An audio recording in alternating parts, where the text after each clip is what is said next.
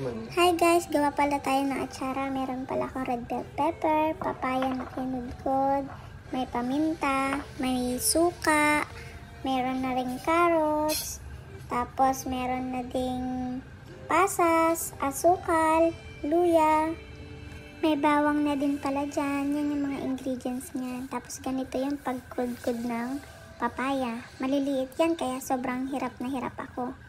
Pero kailangan magtiis ng lola mo para makakain. Namimiss ko na ang pagkain ng atsara ay.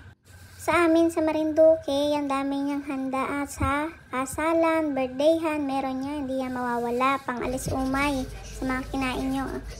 At ito naman lalagyan natin ng asin para hahaluin natin.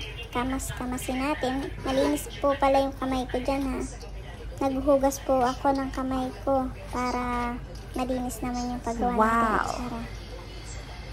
Ayan. Sige. Kamasin mo pang maigi para lumabas yung dagda. Tapos lalagyan ng tubig. Huhugasan.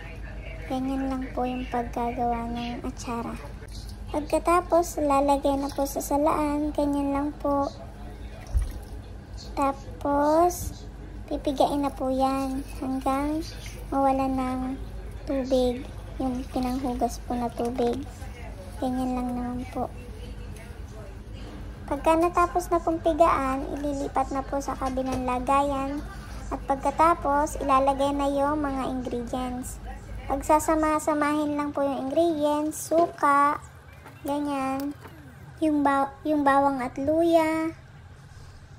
Tapos, ilagay na po yung ibang mga ingredients, carrots, yung red bell pepper, green, tsaka red. Ganyan lang po, pagsasama-samahin na po lahat ng nagayat.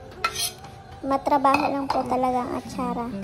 Pero tiyagaan lang po. Masarap naman ang kalalabasan yan. Mix-mix lang po natin. Halo-halo lang. Pagka nalagay na po lahat, lagyan ng paminta, lalagyan ng pasas, ganyan po. Ang dami na pong nalagay na ingredients kaya hindi na po kasya sa lagayan. Kailangan na namin ilipat sa ibang lagayan, yung medyo malaki po.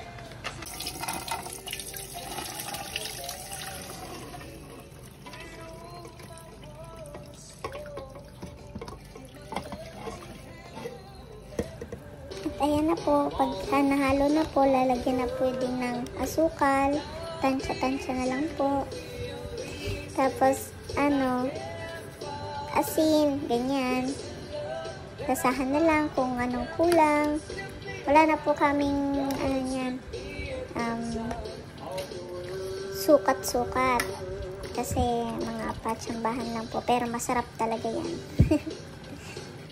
Pag uwi ng Marinduque, marami yan.